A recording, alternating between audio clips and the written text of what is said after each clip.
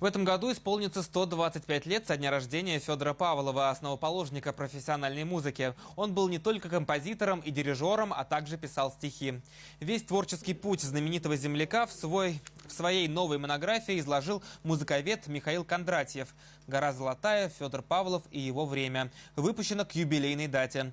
На создание книги о талантливом мастере ушло не одно десятилетие. Как признается автор, литературоведы, наверное, не до конца еще оценили его творчество.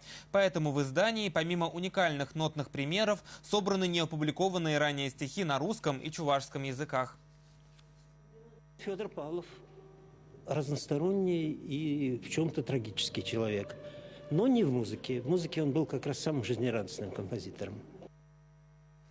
Монография о чувашском драматурге, композиторе и дирижере стала третьей книгой Михаила Кондратьева, написанной об основоположниках современного музыкального искусства. Два предыдущих издания из серии «Замечательные люди Чувашии» посвящены современникам Федора Павлова, композиторам Степану Максимову, а также отцу и сыну Воробьевым.